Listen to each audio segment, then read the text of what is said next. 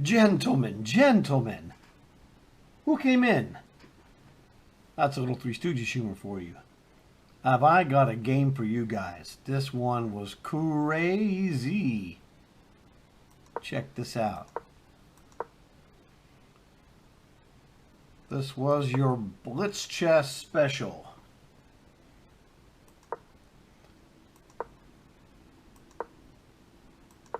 No e5s today, sir. Bishop to g4. Here, have a knight. So, just going to play super solid. But it gets better. So, Black did a terrific job getting his minor pieces out to good squares. White has done the same. So, White's good job and goal has been to impede Black's progress to try and play e5. And that's gone quite well. So, everything is fine. Now this guy he's going out of his mind. h5. He's not in position to normally be able to pull off an attack like that at this point. He does not have a preponderance of force.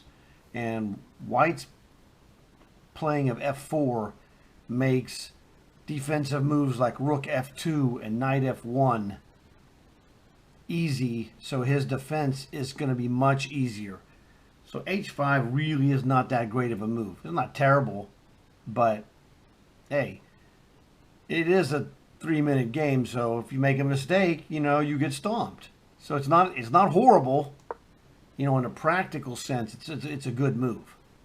It's not a objectively good long-term chess game move. It's solid, but nothing spectacular. But in a blitz game, it's the kind of move that can cash in for you. So blitz is slightly different because, hey, temporary 5 seconds of inability to see something, that's a game-winning move in blitz. So I'm just going to try and mess with his bishop and see what, see just what he wants to do here. He can't take knight, he can't play knight c6 takes because the pawn, either pawn recapture, pawn forks and just wins a piece. That's a, common trap here. So he saw that, of course. Bishop takes e5.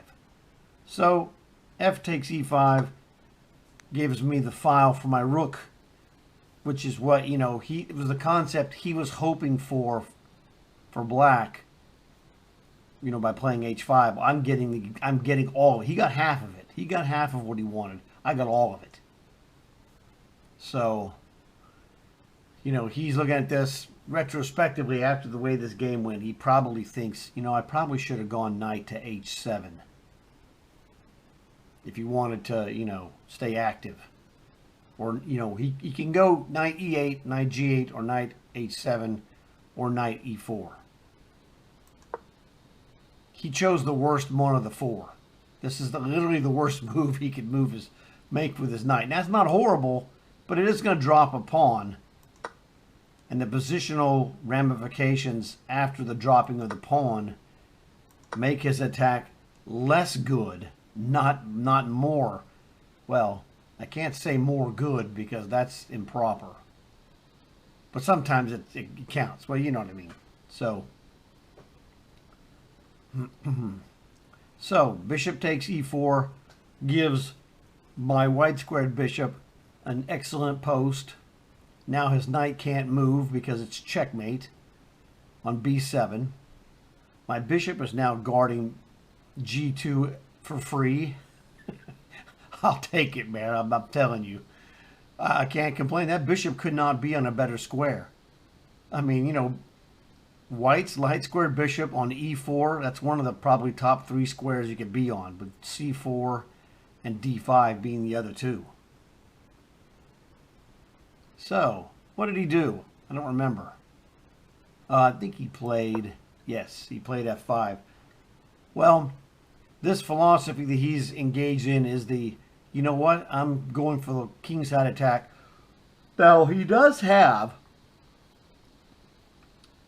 potentially, he's quickly going to be able to put every piece except his knight in on this attack one way or the other. And I had that rook and bishop on the queen side that are hanging back. So, hey, I'm taking the pawn, baby. Now the move I think he should have made that he did not play is queen to g7. That is the move I think is much more, I think this move is much more taxing. Now I would really play, you know, like either rook f4 or rook to g6 depending. But this move looks to be more of a threat than his rook to g8.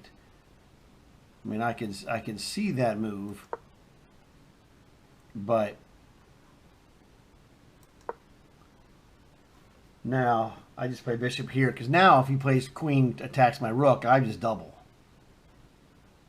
So I thought that queen g7 offered more resistance, and you know, kind of puts the question to white, like, hey, where are you going to go? Where are you going to put your rook? You know, when you know, as my father would say, give the man options, and he'll make mistakes. But if you don't give him options, he won't be likely to make a mistake. So it's, you know, it's the opportunity to make a decision, and if you don't make the right decision, well, then you're in trouble.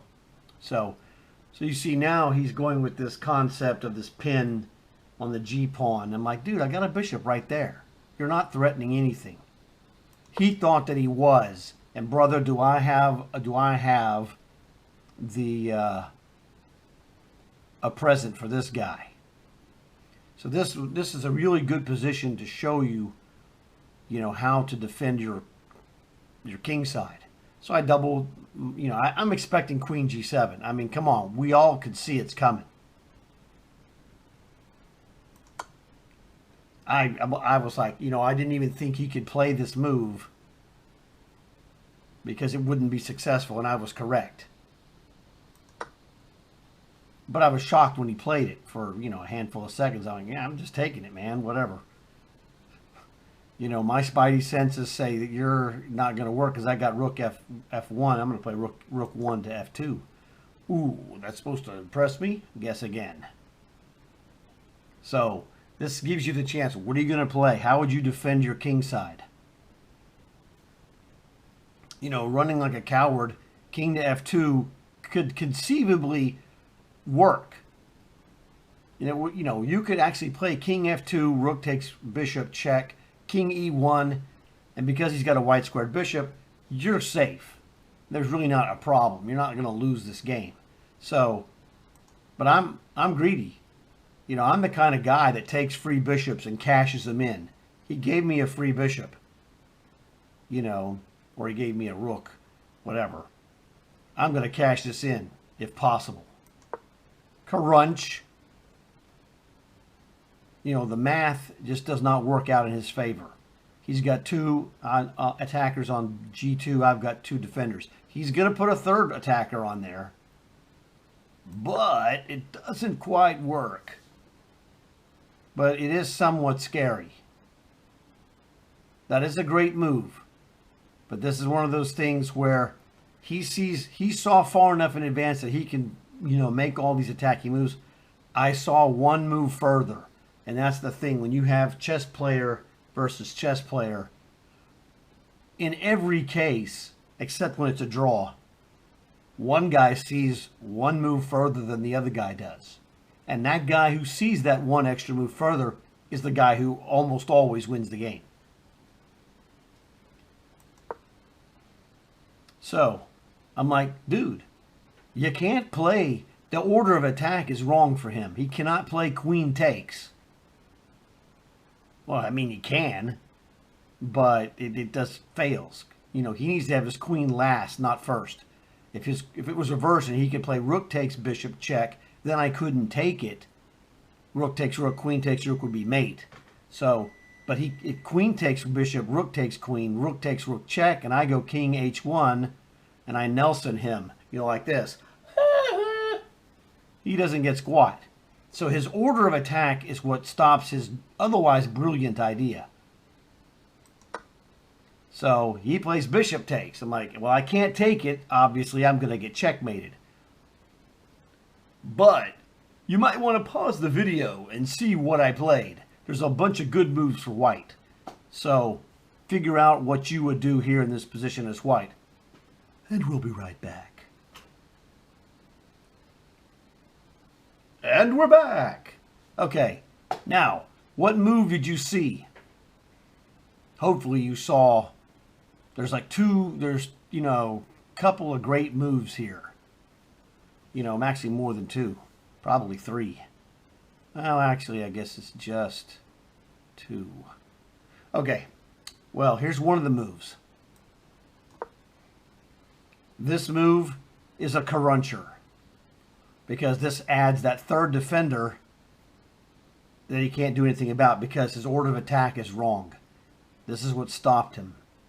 Now, back when I said I could run away with king to f2, if his order of attack would have had queen at the back, king f2 would have been a good move when he first started that attack. It would have been time to get the heck out of Dodge. But I saw this move was coming. However, I saw something else. Rook g3 is a great move. I will call that A-. That is an A or an A- move. Really good, but there's something even better. What's better? This move. Check. And you'll see in a second why this is a killer move. So he, has got problems. So he's got now this out of nowhere, the attack he threw at me is now back, and I'm throwing the attack on him. Now what are you going to do, Bobby Fischer? You're going to play king d8, or you're going to go king to b8? Normal people don't want to play king to d8. Although actually it might be the better move. It still is losing, but it loses less or differently. He was king b8. This is where the hammer comes. All right, now, we still have this move as well. So, did you see this move? Super crunch. This is the crunch upon double crunch. He has no choice. He must accept.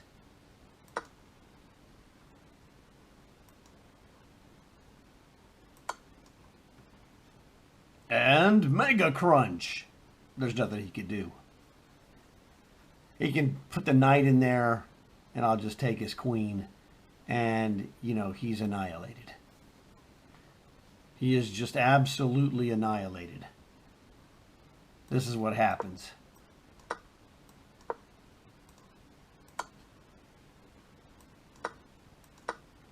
Game over. So the killer move of killer moves. Queen takes rook check. Although rook g3 was a good move, this is the killer. So I hope you enjoyed this one. You guys know what to do. I will talk to you later.